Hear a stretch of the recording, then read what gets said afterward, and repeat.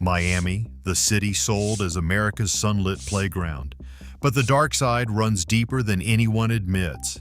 Paradise here is bankrolled by hidden money and shell companies with vacant multi-million-dollar condos while essential workers are pushed out. And as the sea creeps higher every year, this dream teeters on the edge of collapse. The surface story is glitter. What's corroding underneath will change how you see the city forever. After World War II, Miami's promise was packaged and sold to the world. Magazine spreads and glossy travel posters painted the city as a playground of endless summer where the sand was always white and the water impossibly blue. The post-war tourism boom brought millions, first by train, then by car, and eventually by jet. Miami Beach became the crown jewel, its pastel hotels and neon signs drawing celebrities and families alike. In the 1950s and 60s, the city's image was carefully crafted by developers and advertisers who understood the power of a good story. They pushed the myth of tropical luxury even as new arrivals crowded into neighborhoods like Wynwood, bringing waves of Cuban, Haitian, and Puerto Rican culture. Wynwood's murals and galleries, once industrial warehouses, became a canvas for reinvention. The city's rapid growth fed on its own legend, each new district promising to be the next hotspot, each real estate boom chasing the last. By the 1980s, Miami's skyline began to rise, a forest of glass and steel reflecting the sun and the city's ambition. Tourism numbers broke records year after year, and Miami's brand, sun, style, and escape spread across continents. But behind the shimmering surface, the question lingered: who really benefited from this manufactured paradise? The answer would remain hidden for now beneath the city's carefully polished image. Anonymous capital flows through Miami's luxury real estate market like an invisible tide. In 2016, federal regulators issued Geographic Targeting Orders, GTOs, requiring title insurers in Miami-Dade to report the actual people behind shell companies making all-cash purchases above a set threshold. Almost overnight, the volume of corporate cash deals plummeted by 95%. Investigative journalists described the paper trail, a condo in Sunny Isles Beach, purchased by a Delaware LLC, which itself is owned by a trust registered in the British Virgin Islands. The property sits dark most of the year, its mailbox stuffed, utilities barely used. Building managers confirmed dozens of similar units, sometimes whole floors, left vacant, owned by entities with no visible presence beyond a registered agent's mailbox. The mechanism is simple. Florida law allows anyone to form an LLC with minimal disclosure. Offshore companies layer anonymity, while all-cash deals bypass bank scrutiny. Before GTOs, Miami's skyline filled with towers funded by buyers whose names never appeared in public records. Title insurance companies, now compelled to file reports with FinCEN, flag suspicious buyers, but the details are shielded from public view under federal secrecy rules. A veteran reporter flipping through property records points to a pattern. The same law firms and registered agents appear again and again, linking units across multiple buildings. Enforcement actions by the Department of Justice have seized condos tied to sanctioned officials, but the vast majority of purchases remain untouched. The true scale of speculative vacancy, hundreds or thousands of units held as safe deposit boxes in the sky, remains a matter of educated guesswork, protected by layers of legal opacity. The result, a city where ownership is often a mystery, and the market itself is shaped by money that prefers to remain unseen. A hotel housekeeper starts her day in the dark, long before Miami's towers catch the first sun. She lives in Homestead, 40 miles south of the city. Rent for a one-bedroom there eats up more than half her paycheck, but it's the only place she can afford. Each morning, she boards a packed bus at 5:20 a.m., beginning a 2-hour journey that will end in the service quarters of a South Beach hotel.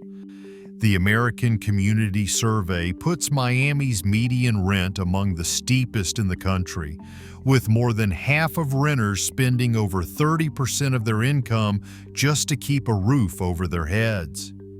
For many, the threshold is much higher. The county is short by more than 7,000 rental units, and the gap grows every year. Service workers like her, housekeepers, cooks, security guards, form the backbone of Miami's economy. Yet the city's housing market pushes them farther away. In Hialeah, families double up in crowded apartments, while in Little Haiti and Opelika, court dockets fill with eviction filings. In 2024, these neighborhoods saw some of the highest eviction rates in Miami-Dade. The cost of a modest apartment has soared, but wages for hotel and restaurant staff have barely moved. Each paycheck is a calculation: rent or groceries, bus fare, or medicine. The commute is not a choice, but a consequence. Miami's paradise is built on the labor of people who can't afford to live within its borders, forced into hours-long journeys for the chance to clean the rooms, serve the drinks, and keep the dream alive for others. Salt water creeps up through Miami's storm drains on cloudless days, pooling along sidewalks and seeping into basements. Scientists at the University of Miami's Rosenstiel School track the change with precision instruments. The NOAA's Virginia Key Tide Gauge, just offshore, shows sea levels rising steadily year after year. The phenomenon is called sunny day flooding. It's no longer rare. High tides now push brackish water onto neighborhood streets dozens of times each year, even when the sky is clear. By 2040, projections from the Southeast Florida Climate Compact warn of another 10 to 17 inches of sea level rise, enough to put thousands of homes and businesses at risk of regular inundation. City leaders have responded with new engineering and new debt. In 2017, Miami voters approved the Miami Forever Bond, $400 million in total, with $192 million reserved for flood and sea level rise projects. That money funds pump stations, elevated roads, and seawalls, especially in the lowest lying areas. Miami Beach, meanwhile, has spent hundreds of millions more on its own defense, raising streets in Sunset Harbor, installing massive electric pumps, and reinforcing seawalls along the bay. A climate scientist standing ankle-deep in a king tide explains the limits of these efforts.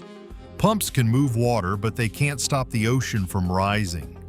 Each new inch of sea level brings higher costs and new engineering challenges.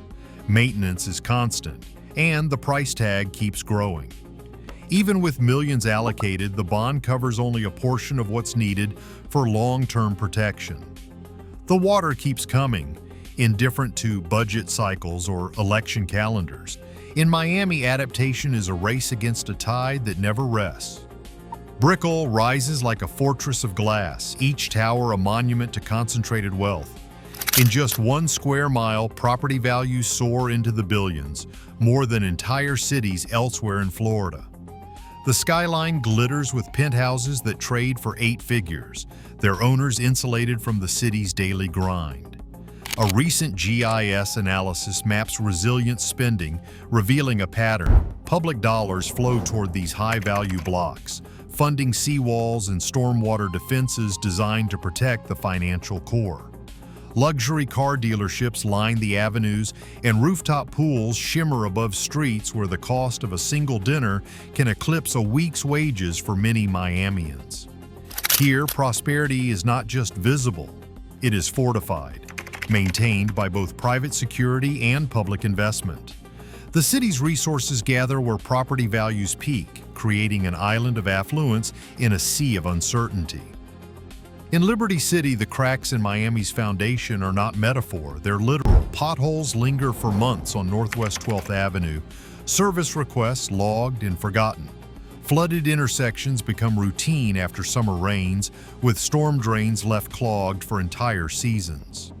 City records show only a fraction of promised street repairs and lighting upgrades have been completed, as capital improvement plans stall for years. Parents wait with their children in the dark at bus stops while sidewalks crumble beneath their feet. Residents speak of ankle-deep water and broken bikes, of promises delayed and hazards ignored. Here, the neglect is not an accident, it's a pattern. The illusion of paradise fades, replaced by a question. How long can a city survive when entire neighborhoods are left behind? In 2016, federal orders targeting anonymous real estate deals in Miami led to a 95% drop in corporate all-cash purchases, a sign of how deeply hidden money shaped the city's skyline.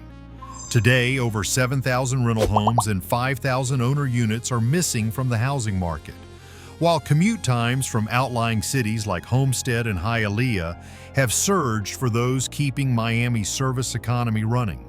Public records show city flood mitigation bonds total $192 million, but NOAA data projects 10 to 17 inches of sea level rise here by 2040. Despite visible resilience spending in high-value areas like Brickell, neighborhoods such as Liberty City still face chronic infrastructure neglect. The full scale of offshore ownership and the effectiveness of flood protections remain partly classified or unverified. What is clear, Miami's celebrated image was built on illusions of endless growth, but the city's future now depends on confronting the realities exposed by its own records and rising tides.